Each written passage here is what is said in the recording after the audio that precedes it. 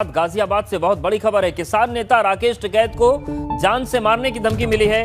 Mobile पर यह call आया था। कौशाम्बी थाने में राकेश टिकैत ने रिपोर्ट दर्ज करा दी है और पूरे मामले की तफ्तीश में पुलिस जुट गई है।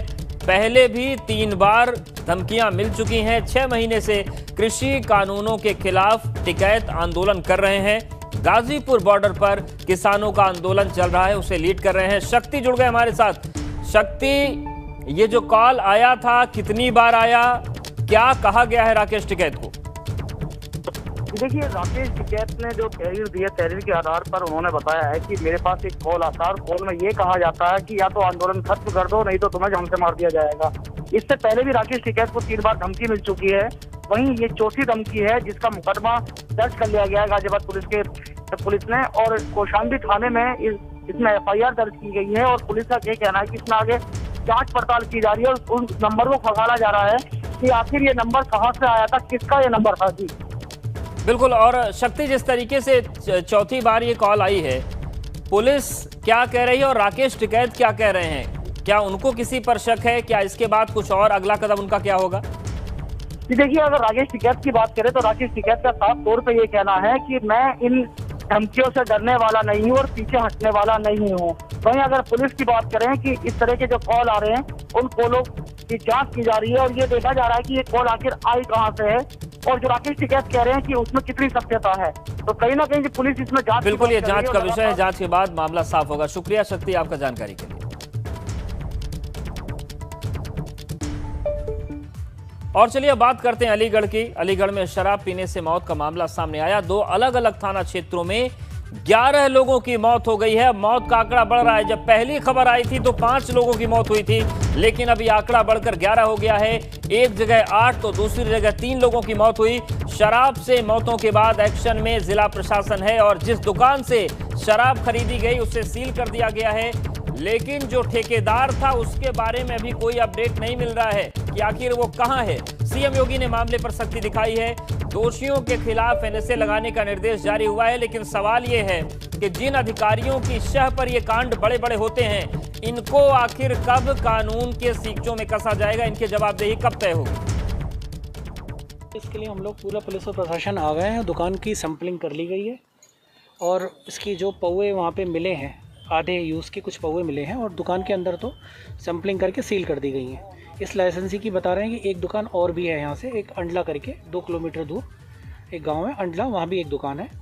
उसको भी हम लोगों ने सील कर दिया। चेक करके उनके वो नमूने ले लिए गए। अगर दुकान का केस होगा तो उसमें अनुज्ञापी के विरुद्ध कठोरतम कार्रवाई की जाएगी। और जी, तो डेथ क्लियर हुई है आपकी नज़र में? हाँ, 3 डेथ तो मेरे आगे 3 अभी एक और हो गई। जी जी। अभी जब मैं आया था तो 3 एक मिनट मैं यही बात क्लियर करना चाह रहा हूँ। यही जांच का विषय है। इसलिए ही वो पौवे अभी हम लोगों ने जो शराब है गांव से भी कलेक्ट की है और ठेके से भी कलेक्ट की है, दूसरे ठेके से भी कलेक्ट किया, जो उसका दूसरा ठेका बताया जा रहा है वहाँ से भी कलेक्ट किया। मृतकों के घर से ही शराब की पौवे बरामद हुए सर? हाँ, वो हम लोगों ने ले लिया और उसको हम विधि प्रयोगशाला या जाँच के लिए उसे भेजेंगे। तो जो सैंपलिंग अब हो रही है, सैंपलिंग अगर वक्त दर वक्त होती रहती तो शायद 11 लोगों की जान बच जाती। अलीगढ़ में शराब से मौत के मामले पर हालांकि सीएम योगी बेहद सख्त हो गए हैं। आबकारी और गृह विभाग के अधिकारियों को तलब किया गया है। सीएम योगी का निर्देश है कि दोषियों के खिलाफ सख्त कार्रवाई की जाए और अगर सरकारी ठेके से शराब गई है तो फिर ठेका सीज हो। दोषियों पर NSA लगेगा। दोषियों की संपत्ति जब्त कर नीलामी होगी और उससे मृतकों के परिजनों की क्षतिपूर्ति की जाएगी। यहां तक तो बहुत अच्छा है, लेकिन सवाल यह है कि जो अधिकारी अपनी जिम्मेदारी नहीं निभा पा रहे हैं, आखिर उनको सस्पेंड कब किया जाएगा? 5 तस्वीरें हैं। मुख्यमंत्री ने मामले का संज्ञान ले लिया है और बेहद सख्ती के साथ निर्देश उनका है कि राष्ट्रीय जो NSA है उसे लगाया जाए और संपत्ति जब्त करके क्षतिपूर्ति की जाए। लेकिन शराब का कहर टूटा है। 11 लोगों की मौत हो गई अलीगढ़ में, 2 की हालत नाजुक है।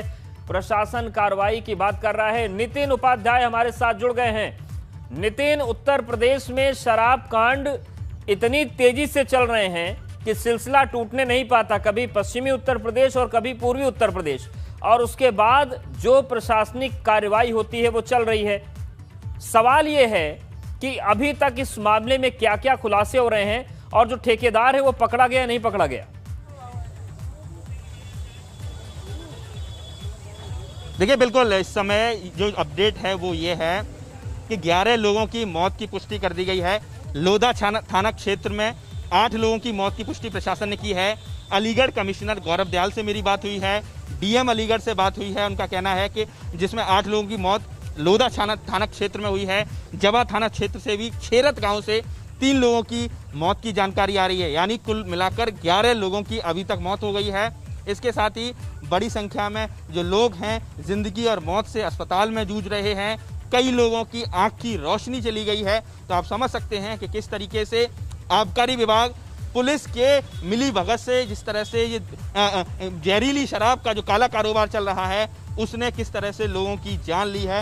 आप देख सकते हैं कि लोधा थाना क्षेत्र सीधे कार्रवाई बननी चाहिए एसओ लोधा पर जो सर्किल ऑफिसर हैं कि आखिर उनको जानकारी नहीं थी कि किस तरीके से शराब का अवैध कारोबार चल रहा है। आप देख सकते हैं ये जो व्यक्ति हैं जो आपको विकलांग नजर आ रहे हैं, इन्होंने अपने पिता को खोया है। इनसे बात करते हैं। आप ये बताइए कि किस तरीके से शराब की शिकायत आपने पहले प्रशासन से कभी की? एक दो बार शिकायतें हो चुकी हैं लेकिन यहाँ से कोई कार्रवाई नहीं हुई है। शाम के समय पे पुलिस की गाड़ी भी वहाँ जाती है, उनसे भी कई बार हमने बोला है कि सर यहाँ पे ये ठेका सही नहीं है, इसे यहाँ से हटाओ, लेकिन कोई नहीं सुनता किसी की भी। वहाँ कई बार शिकायतें हुई हैं लेकिन किसी ने नहीं सुना है।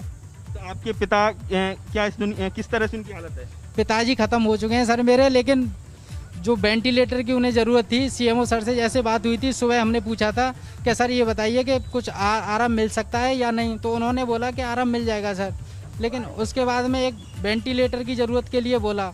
तो जब सुबह हमें बताया था कि वेंटिलेटर की व्यवस्था है खाली, यानी कुल मिला के अस्पताल में किस तरीके से अगर जिस तरह से बड़े स्तर पर लोगों की हालत बिगड़ी है तो अस्पतालों में इलाज भी मैसर नहीं हो पा रहा है। आपके पति थे? हाँ। अच्छा, तो क्या वो रोज इस तरह से इसी ठेके से शराब लेते हैं? अरे रोज ही ना पी मत, कोई ज्यादा थोड़ा पी मत, उन्हें तो सुबह को शाम को टाइम बंद रहो, खाना खाएंगे एक कप पी लेंगे, एक पौवा 2 दिन करते हैं। तो अवदेश, करसुआ, अंडला इस दोनों गाँव में ठेके बताए जा रहे हैं जो जिला मुख्यालय से 10 किलोमीटर। बिल्कुल नितिन, एक सवाल मेरा आपसे और भी है कि 11 मौतों की पुष्टि तो प्रशासनिक हो गई है, लेकिन जितने भी प्रदेश भर में शराब कांड हुए हैं उसमें प्रशासन ने खेल किया है। पहले तो ये मौतों की पुष्टि कर देते हैं और उसके बाद फिर उन संख्याओं में ये निकाल लेते हैं कितने शराब से मरे और कितने शराब से नहीं मरे। यही सवाल सुनकर सुबह जिलाधिकारी झल्ला गए थे। ये शराब से मौत की पुष्टि हो गई या फिर खेल होने की संभावना बचा रखी प्रशासन ने कि 11 में कह देंगे आधे ही शराब से मरे? देखिए इसमें इस पूरे मामले में जिलाधिकारी जो अलीगढ़ है उनका कहना है कि 11 लोगों की मौत हो गई है। हम लगातार पोस्टमार्टम करा रहे हैं। पोस्टमार्टम की रिपोर्ट के आधार पर पूरी तरह से स्पष्ट हो जाएगा कि मेन कॉज क्या है। लेकिन जिस तरीके से अचानक से हालात बिगड़ी है कई सारे लोगों की, तो ये तय है कि ये जहरीली शराब से मौत हुई है। तमाम ग्रामीण भी हमारे साथ हैं, उनसे बात करेंगे। इनके भाई की मौत हुई है। आप ये बताइए कि आपका भाई उसी ठेके से शराब लेके आया जो इस समय बंद कर दिया गया? पचपेड़ा पे से ली, लेकिन यही ठेका है उनका, 10 ठेके एक ही मालिक है। अच्छा। हाँ, शराब पी। कितने ठेके होंगे कुछ आइडिया? ऐसा बताते हैं 10 या 12 ठेके हैं इनके। 10 या 12 ठेके, तो यानी शराब में कहीं ना कहीं मिलावट करके बेच रहा है। शायद बिल्कुल ऐसा ही है। जब ऐसे इतने लोग मर रहे हैं तो जब एक ही बात तब तो ऐसा ही है। अभी जानकारी की हुई है कि हमारे पास में गाँव पर, आपका करसुआ से? मेरा गाँव नंदपुर पला है। नंदपुर से? हाँ, मेरे भाई खत्म हुए हैं, करीब 38-40 के लगभग उम्र थी उनकी, और रात को ही हुई है। और भी लोग हमारे साथ हैं। आप बताइए कि कितने दिन से किस तरह? ये नंदपुर पला से मेरा भतीजा है। आपके भतीजे की मौत हुई है? जी हाँ। तो क्या लग रहा है कि क्या यहाँ आपने कभी शिकायत की कि इस तरह से ये जहरीली शराब, मिलावट वाली शराब बेच रहा है, या कभी पुलिस आती थी आपके गांव में? पहला केस हुआ है, ये क्षेत्र का पहला ये केस है। इतनी बड़ी घटना पहले हुई है। क्या लगता है कि आबकारी विभाग की टीम या कोई इस तरह की जाँच करने आती थी? नंदपुर पला में पहले भी ये घटना हुई है, होली से 28 तारीख को हुई थी। 28 तारीख को घटना जहरीली शराब से हुई है, उसमें करीब 21 साल का लड़का खत्म हुआ है शराब। मुख्यमंत्री कह रहे हैं कि जो लोग इसके लिए जिम्मेदार हैं, चाहे वो ठेकेदार और ठेका संचालक है या जो भी हो, उसके खिलाफ NSA के तहत कार्रवाई होनी चाहिए, सख्त से सख्त कार्रवाई होनी चाहिए साहब। और उन लोगों को मुआवजा मिलना चाहिए जिनके परिवार बिछड़ गए, परिवार बेकार हो गए, जो एक ही कमाने वाला था। जिनकी आंखों की रोशनी गई है या जिनकी हालत बिगड़ी है, क्या उनको इलाज मिल पा रहा है हॉस्पिटल में? नहीं, सही इलाज नहीं मिल पा रहा है। नहीं मिल पा रहा।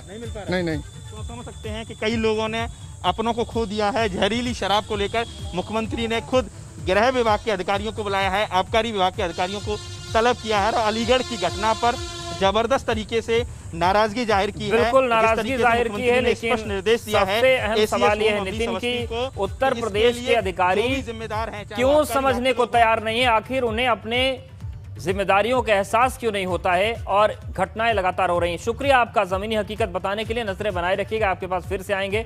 अब बात करते हैं प्रयागराज की। यहां पर एक बार फिर से कब्रों और चुनरी और लकड़ियों को हटाया गया। श्रृंगवेरपुर के बाद अब फाफामऊ घाट की सैकड़ों कब्रों से चुनरियां गायब हो गई।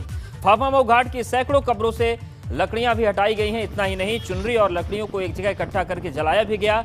अब पुलिस के पहरे और एसडीआरएफ की निगरानी के बावजूद कब्रों से चुनरी गायब होने के बाद इस पर सवाल उठने लगे हैं, लेकिन मामले में जिम्मेदार अधिकारी फिलहाल कुछ भी बोलने को तैयार नहीं। फाफामऊ में भी घाट से गंगा किनारे तक जाने वाले रास्ते से लोहे की चकट प्लेट भी हटा दी गई हैं।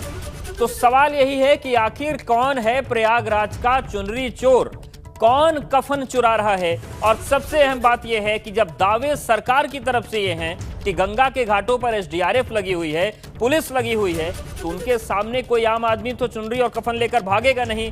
तो क्या अपने पापों को छुपाने के लिए प्रयागराज नगर निगम और प्रयागराज प्रशासन के लोग ये कर रहे हैं? ये अपने आप में बड़ा सवाल है, क्योंकि कोरोना का काल है। कोई सामान्य आदमी जिस शव के किसी के घर नहीं जाता अपनी संवेदना प्रकट करने, वो शव के ऊपर से चुनरी लेकर भागेगा, संभव नहीं है। ये मामले पर लीपापोती जिस तरीके से हो रही है, इस पर गंभीर सवाल उठ गए हैं। प्रयागराज से मोहम्मद मोइन हमारे साथ जुड़ गए हैं।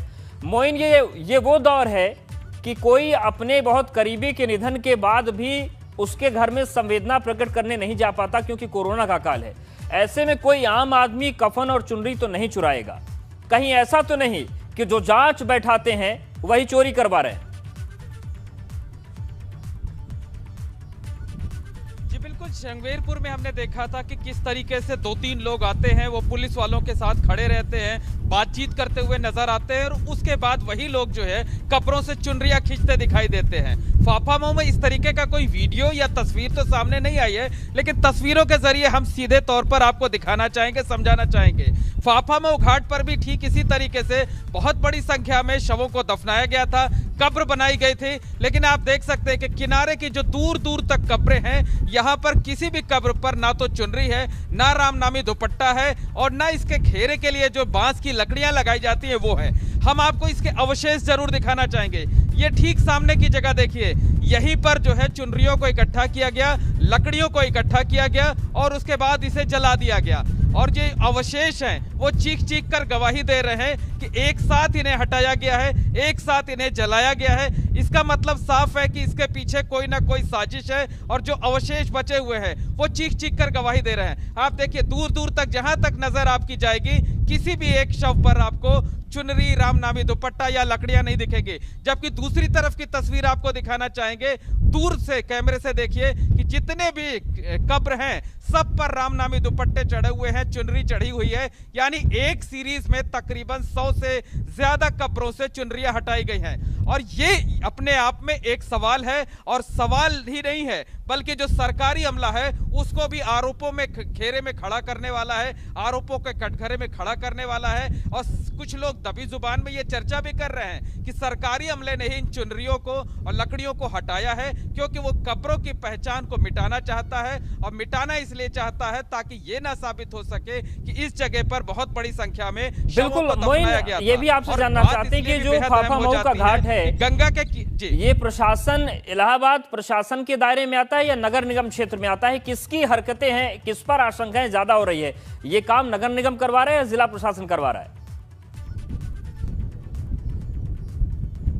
देखिए, पिछले दिनों यहाँ नगर निगम की टीम आई थी, उसने सफाई करी थी, निश्चित तौर पर साफ सफाई हुई थी, और आशंका यही जताई जा रही है कि जो नगर निगम के सफाई कर्मचारी है, शायद उन्होंने ही ये चुनरियां हटाई हैं, शायद उन्होंने ही ये लकड़ियां हटाई हैं। हालांकि पुख्ता तौर पर इस बारे में कुछ नहीं कहा जा सकता, और जो कमी छिपाए जाने की बात है उसे तस्वीरों के जरिए हम आपको समझाना चाहेंगे। देखिए, ये फाफामऊ का घाट है, सामने पहले दाह संस्कार होता था, और गंगा का जो ठीक किनारे की जगह है जिसे कगार कहा जाता है, कगार से सट कर देखिए कितनी कब्रें बनी हुई हैं। अगर थोड़ा सा यानी 1 मीटर भी जल स्तर बढ़ेगा तो तो ये जो तमाम शव हैं ये गंगा में समाहित हो जाएंगे। अभी तक इन्हें हटाए जाने के, इन्हें किसी दूसरी जगह शिफ्ट किए जाने की या इनका दाह संस्कार कराए जाने की कोई कार्रवाई नहीं की गई है।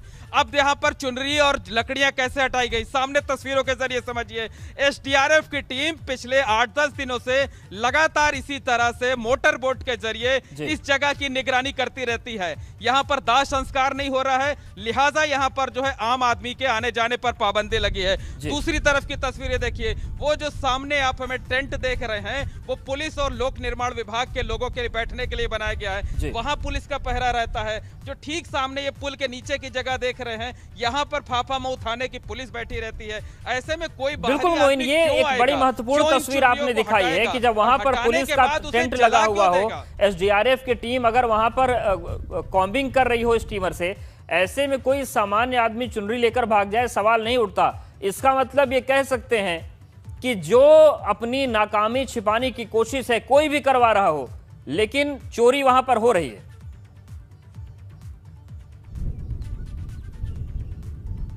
निश्चित तौर पर यही कहा जा सकता है, क्योंकि इतने सख्त पहरे के बीच में कोई आएगा, चुनरियों को हटाएगा, लकड़ियों को हटाएगा, इससे उसका कोई फायदा नहीं होना है। और इतना ही नहीं, चुनरी हटा के कोई ले नहीं गया। जैसे मैंने आपको सामने तस्वीरें दिखाई, देखिए जो जली हुई चुनरियां हैं, जो लकड़ियां हैं, वो इसी तरीके से यहाँ पर पड़ी हुई बिल्कुल वो पड़ी हुई है। ऐसे में चुनरियों को हटाया, व्यवस्थाओं में नाकामी देने वाले और चुनरी को भी चुरा लेने वालों को और उन्हें जला दिया, चुल्लू भर पानी में डूब मरना चाहिए, क्योंकि ये अमानवीयता की हदें पार हो रही हैं, बेशर्मी की इंतहा पार हो रही है।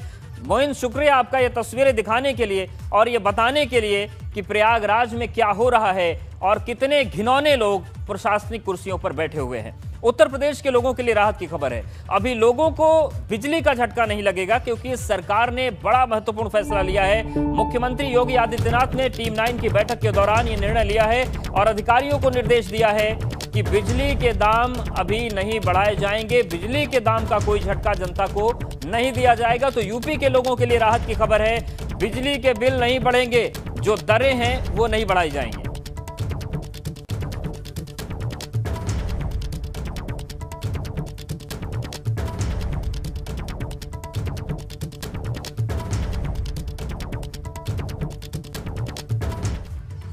और चलिए सीधे रुख करते हैं कांग्रेस के वरिष्ठ नेता राहुल गांधी का। कोरोना पर प्रेस कॉन्फ्रेंस चल रही है।